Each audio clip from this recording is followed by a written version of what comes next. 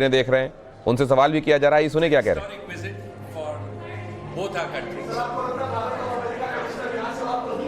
बहुत ज्यादा मजबूत।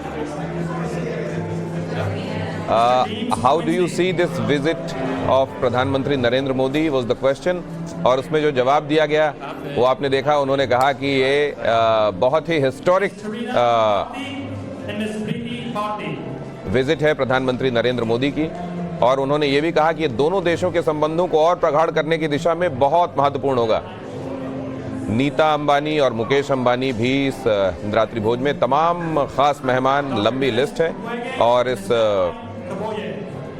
लेकिन ये लिस्ट लंबी होने के बावजूद आप ये समझ लें कि दुनिया के सबसे ताकतवर और इन्फ्लुएंशियल लोग यहाँ पर शामिल होने वाले हैं। वो बड़े बड़े नाम जिनको आप सुनते हैं अलग अलग क्षेत्रों में, उनकी उपलब्धियों के लिए वो यहाँ शामिल हो रहे हैं। और साथ में सबसे पावरफुल मुल्क का सबसे पावरफुल व्यक्ति खुद इसका होस्ट है।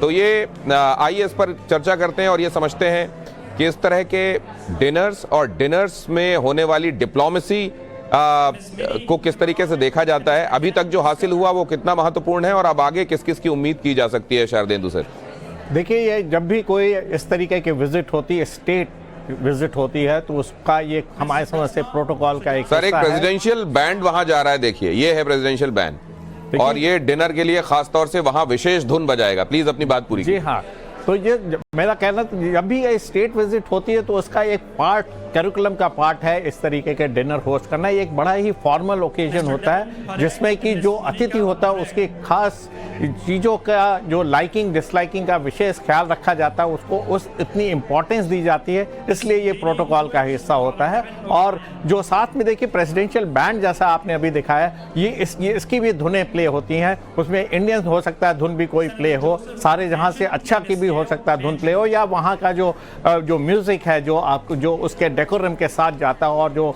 वहाँ के प्रोटोकॉल का हिस्सा होता है, जो एक फॉर्मल डिनर का जो के तहत आता है, उसमें उसकी प्रक्रिया के तहत ये इस तरीके का म्यूजिक प्ले होता है इस तरीके के बैंड द्वारा। ये प्रथा देखिए बहुत पुरानी ट्रेडिशंस हैं इनका। जो व्हाइट हाउस का जो शेफ और जो कुजीन और जो प्रिपरेशन का तरीका वो बहुत ही यूनिक होता।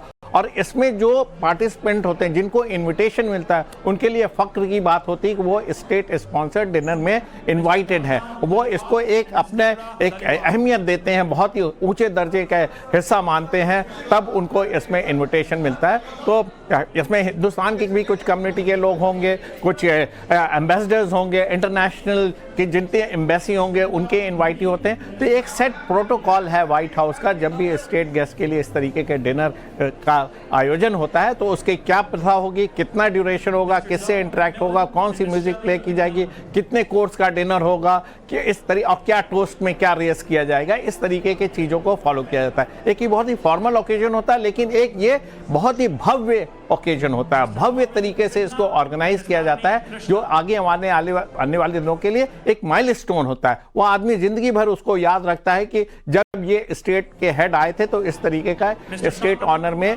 एक फॉर्मल डिनर ऑर्गेनाइज हुआ था व्हाइट हाउस में। ये रेगुलर फीचर नहीं है, ओकेजनली दिया जाता है, हेड ऑफ स्टेट के लिए दिया जाता है और सर्टेन प्रोटोकॉल्स इसमें फॉलो किए जाते हैं। तो ये सामान्य नहीं है, ये अद्भुत है और ये ऐतिहासिक है। यहाँ खास मेहमानों के पहुंचने का सिलसिला, आप जो स्क्रीन देख रहे हैं उसमें बाईं तरफ सब